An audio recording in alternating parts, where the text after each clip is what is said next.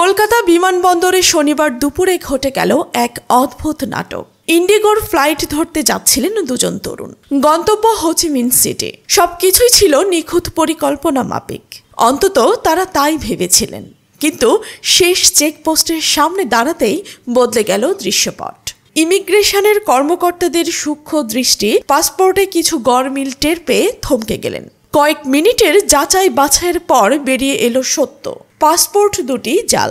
হিন্দুস্তান টাইমসের খবরে জানা গেছে আটক দুজনের নাম বাবলা বড়ুয়া ও চয়ন বড়ুয়া, চট্টগ্রামের বাসিন্দা। তবে ভারতীয় পাসপোর্টে তাদের পরিচয় ছিল রাহুল গৌতম চৌধুরী ও সুমন আদিত্য সাহা। ঘটনাটির শিকড় 2017-18 সালে, যখন তারা ট্যুরিস্ট ভিসায় হরিদাসপুর বন্দরস্থল দিয়ে ভারত প্রবেশ করেন।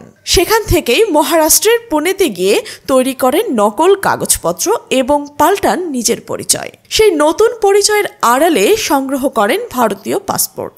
বহু পরিকল্পনার শেষে গন্তব্য ঠিক হয় ভিয়েতনাম। কিন্তু শেষ মুহূর্তে সব ভেঙে গেল।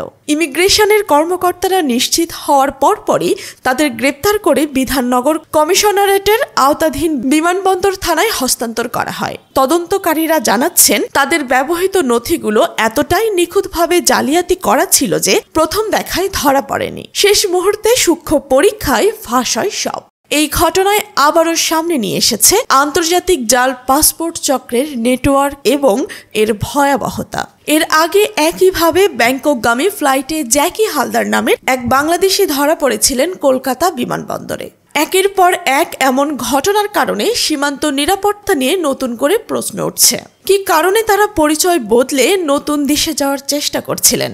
কারা এই নকল কাগজপত্রের সরবরাহকারী? সব প্রশ্নের উত্তর খুঁজছে পুলিশ। হয়তো বাবলা ও চয়ন ভেবেছিলেন তারা পেরিয়ে যাবেন সব বাধা, শুরু করবেন নতুন জীবন। কিন্তু শেষ গন্তব্যের দরজায় এসে থেমে গেল সব। পুলিশের হাতে ধরা পড়া পাসপোর্ট আজ প্রমাণ করেছে অন্যের পরিচয়ে গড়া কোনো স্বপ্ন টেকসই হয় না।